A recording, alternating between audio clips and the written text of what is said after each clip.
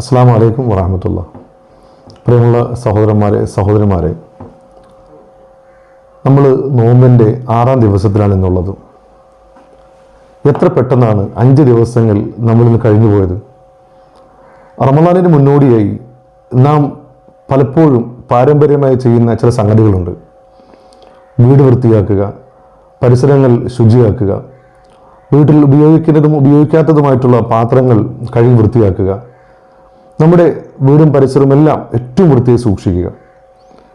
ശരിക്കും നാം ചെയ്യുന്ന ഓരോ പ്രവർത്തനങ്ങൾ കാണുമ്പോൾ റമളാൻ മാസത്തെ എത്രത്തോളം നാം ആദരവോട് കാണുന്നുണ്ട് എന്നുള്ളതിൻ്റെ അടയാളങ്ങളാണ്. റമളാനെ എങ്ങനെ സ്വീകരിക്കണം എന്നുള്ളതിൻ്റെ ചില പാരമ്പര്യ കാഴ്ചകളാണ് നാം കണ്ടുകൊണ്ടിരുന്നത്. പള്ളികൾ കഴുകി വൃത്തിയാക്കുന്നു, മുസല്ലകൾ കഴുകുന്നു. അങ്ങനെ റമളാനിനെ സ്വീകരിക്കാൻ, ഏറ്റവും വിശിഷ്ടനായ ഒരു അതിഥിയെ സ്വീകരിക്കാനുള്ള എല്ലാ തയ്യാറെടുപ്പുകളും നടത്തിയ ആളുകളാണ് നാം. അങ്ങനെ ആ നോമ്പ് വന്നു, 5 നോമ്പുകൾ കഴിഞ്ഞു, 6-ാമത്തെ ദിവസത്തിൽ നമ്മളെന്നുള്ളത്. ഒറ്റ ചിന്ത വളരെ അനിവാര്യമാണ്. വീടും പരിസരവും കഴുകി വൃത്തിയാക്കി നമ്മെ സംബന്ധിച്ചിടത്തോളം, വീട്ടുപകരണങ്ങൾ കഴുകി വൃത്തിയാക്കി നോമ്പിനെ സ്വീകരിച്ച നമ്മൾ ഓരോ ആളുകളും ശരിക്കും അതിനാണോ പ്രാധാന്യം കൊടുക്കേണ്ടത്? ഇനി അതല്ല, നോമ്പിനെ സ്വീകരിക്കേണ്ടത് നമ്മുടെ മനസ്സുകൊണ്ടാണോ?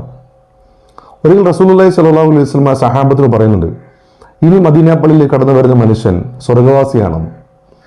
സഹാബാക്കൾ ആ ഭാഗ്യവാനെ കാണാൻ വേണ്ടി മദീന പള്ളിയുടെ പ്രധാന കവാടത്തിന് നേരെ നോക്കിയിരുന്നു. പെട്ടെന്നാണ് ആ കവാടത്തിലൂടെ സഅദ് ബിൻ അബി വഖാസ് റളിയല്ലാഹു അൻഹു കടന്നു വരുന്നത്. 2-ാമത്തെ ദിവസവും 3-ാമത്തെ ദിവസവും ഇത് തന്നെ റസൂലുള്ളാഹി സ്വല്ലല്ലാഹു അലൈഹി വസല്ലം ആവർത്തിച്ചു. അപ്പോഴൊക്കെയും കടന്നു വന്നത് ഇതേ സഹാബി തന്നെയായിരുന്നു. ചില സഹാബാക്കൾ സഅദ് ബിൻ അബി വഖാസ് റളിയല്ലാഹു അൻഹു കാര്യം പറഞ്ഞ് ചോദിച്ചത്, ഞങ്ങൾ നമസ്കരിക്കുന്നുണ്ട്, ഞങ്ങൾ നോമ്പെടുക്കുന്നുണ്ട്, ഞങ്ങൾ സൽക്കർമ്മങ്ങളൊക്കെ ചെയ്യുന്നുണ്ട്, പക്ഷേ ഞങ്ങളെ അപേക്ഷിച്ച് താങ്കൾ സ്വർഗവാസിയാണെന്ന് റസൂലുള്ളാഹി സ്വല്ലല്ലാഹു അലൈഹി വസല്ലമ പറയാനുള്ള കാരണം എന്താണ് എന്ന്.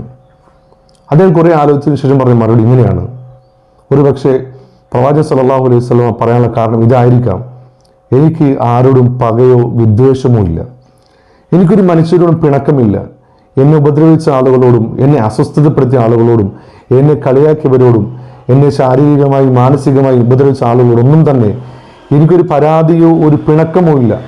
ഒരുപക്ഷെ അതായിരിക്കാം അതിന് കാരണമെന്ന് ഈ സഹാബാക്കളെ പഠിപ്പിക്കുന്നുണ്ട്. പ്രിയമുള്ളവരെ, റമളാനിനെ സ്വീകരിക്കേണ്ടത് അങ്ങനെയാണ്. ആരോടും വിദ്വേഷമില്ലാത്തൊരു മനസ്സിനുടമയായി, ആരോടും പകയില്ലാത്ത മനസ്സിനുടമയായി, നല്ല മനസ്സിൻ്റെ ഉടമയായിട്ടായിരിക്കണം റമളാനിൻ്റെ ഇനിയുള്ള ദിവസങ്ങളെങ്കിലും ഞാനും നിങ്ങളും ഓരോ ആളുകളും സ്വീകരിക്കേണ്ടത്. അള്ളാഹു സ്വീകരിക്കുമാറാവട്ടെ. അസ്സലാമു അലൈക്കും വറഹ്മത്തുള്ളാഹി.